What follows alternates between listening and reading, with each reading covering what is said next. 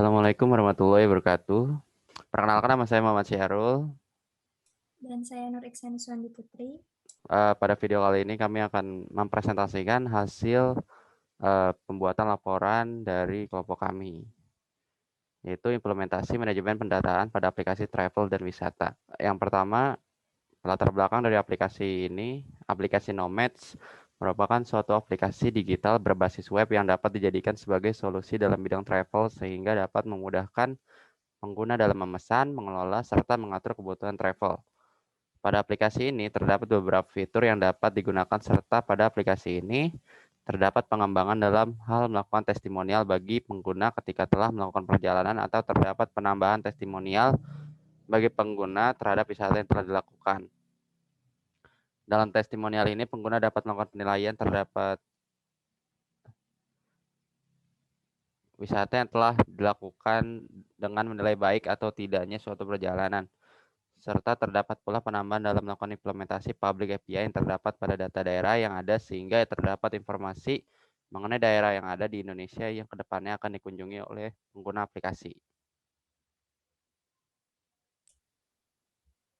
Selanjutnya ada identifikasi masalah, di mana yang pertama itu ada bagaimana user dapat memberikan testimonial terhadap pelayanan dalam perjalanan pariwisata. Di sini identifikasi masalah diambil karena waktu aplikasi sebelumnya itu testimonial hanya digunakan untuk memberikan saran atau suatu testimonial terhadap aplikasinya, belum dalam pelayanan perjalanan pariwisatanya. Lalu yang kedua ada bagaimana pengembang dalam menggunakan data dari public API untuk data daerah di Indonesia. Lalu ada juga tujuan penelitian. Pertama ada implementasi fungsi testimonial untuk pelayanan pada aplikasi. Yang kedua dapat implementasi dalam menggunakan public API dalam memenuhi data aplikasi. Lalu ada juga manfaat penelitian. Pertama, user dapat memberikan testimonial terhadap pelayanan perjalanan. Yang kedua, ada pengembangan dapat dimudahkan dengan menggunakan data dari public API. Selanjutnya ada bab 2 yaitu landasan teori, di mana kami mengambil dari beberapa jurnal untuk sebagai acuan dari laporan atau pengembangan aplikasi ini. Pertama, itu ada judul jurnalnya,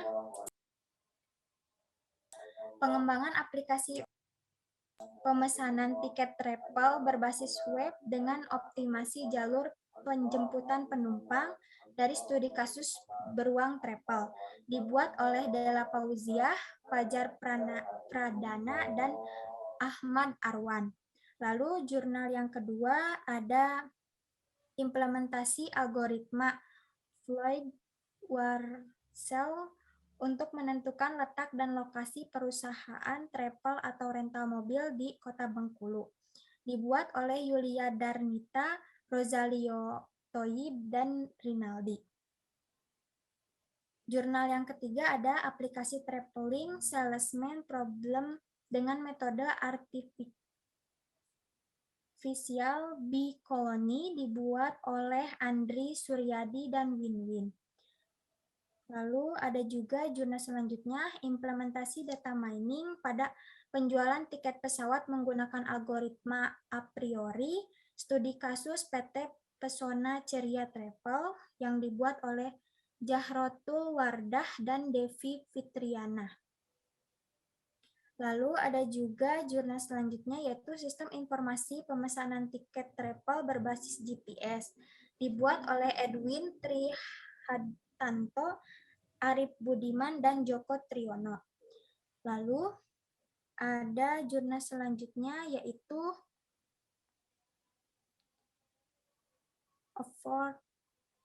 Affordance dan dampak teknologi informasi dan komunikasi di industri pariwisata. Studi kasus travel agent di Solo. Dibuat oleh Aryati Wuryandari. Lalu ada juga jurnal selanjutnya adalah Sistem Informasi Pelayanan Jasa Tur dan Travel berbasis web dengan studi kasus Smart Tour. Penulisnya yaitu Sampurna Dadi Rizkiono. Lalu jurnal selanjutnya ada Sistem Informasi Travel Online pada SIPI Duta Anugerah Travel di Palembang. Penulisnya yaitu M. Saiful Frayugo dan Muhammad Aryandi.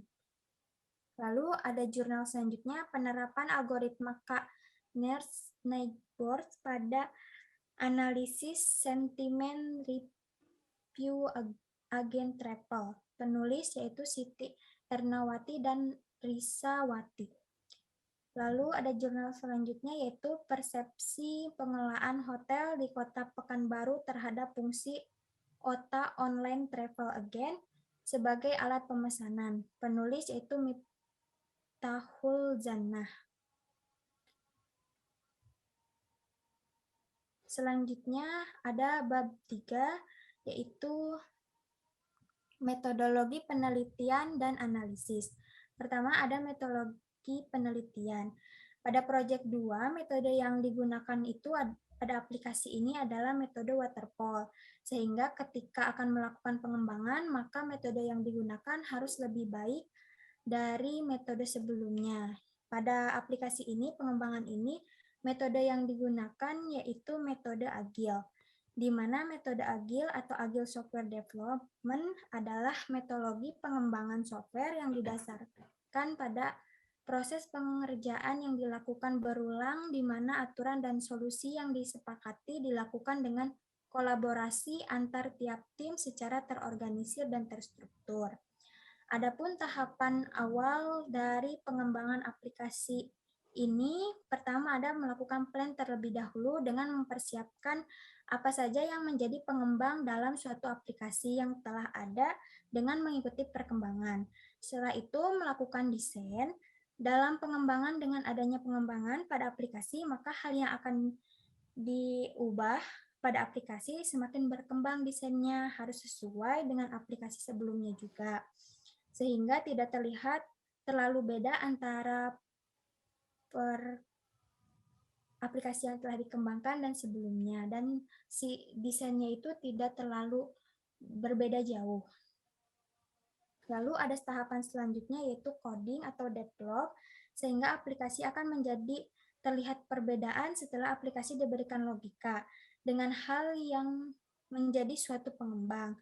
Maka setelah melakukan desain ditambah juga dengan codingan atau logika yang dimasukkan pada aplikasi. Setelah itu melakukan tes apakah aplikasi ini terdapat error atau tidak dan layak atau tidaknya aplikasi ini setelah ditambahkan dengan suatu pengembangan. Lalu ada release dan feedback. Baik, yang selanjutnya ada SDLC, Software Development Life Cycle. Ini merupakan siklus hidup dalam pengembangan sistem. Yang pertama itu ada tahap planning.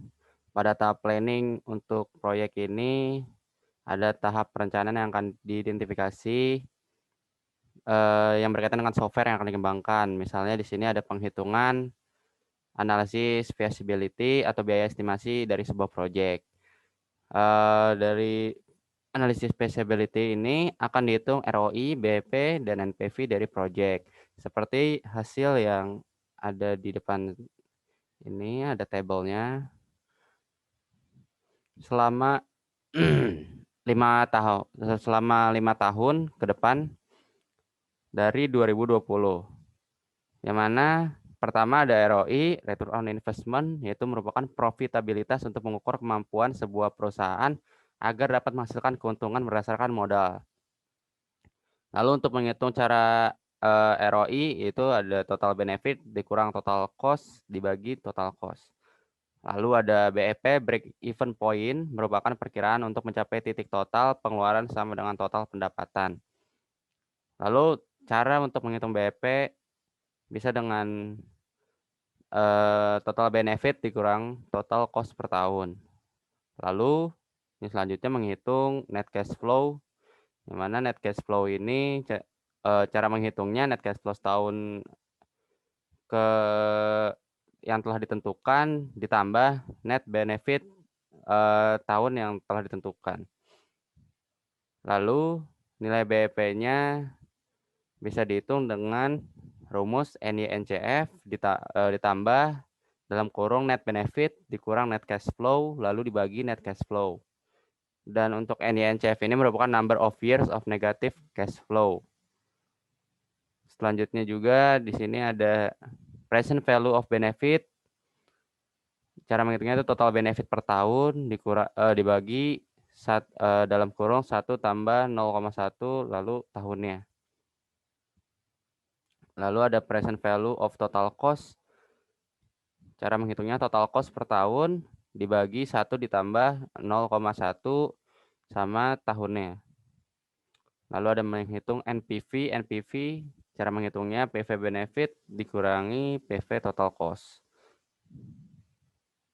Selanjutnya ada analisis, di mana terdapat beberapa tabel yang digunakan dalam aplikasi ini. Pertama, ada tabel menu user.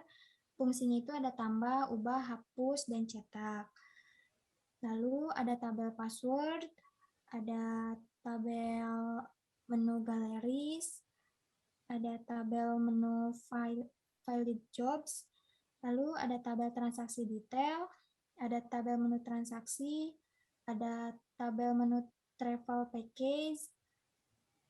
Di sini terdapat beberapa juga field-field di dalamnya pada setiap tabel.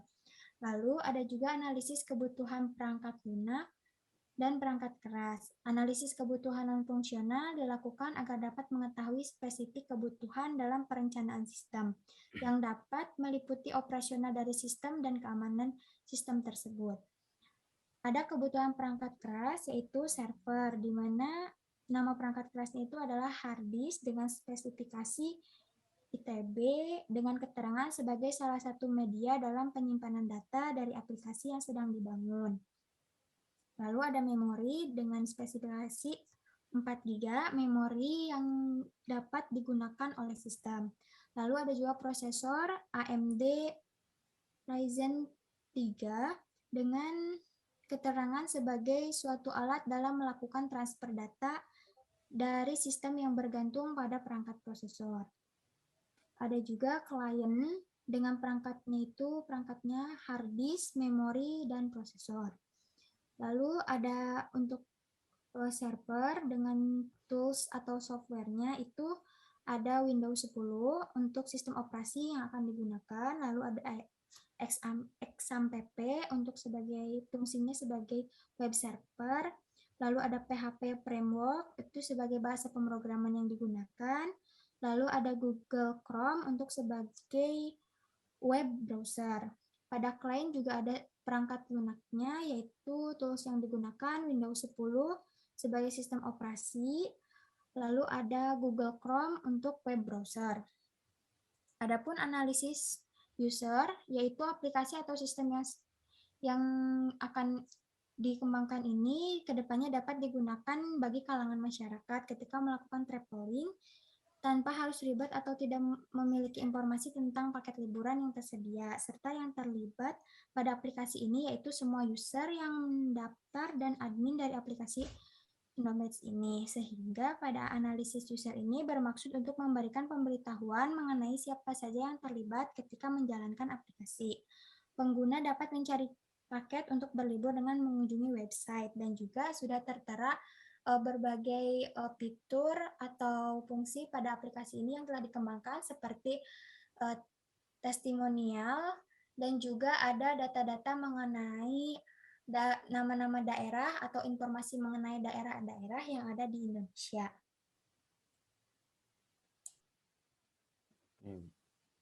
Baik, sekian dari kelompok kami. Kurang lebihnya mohon maaf. Terima kasih atas perhatiannya. Wassalamualaikum warahmatullahi wabarakatuh.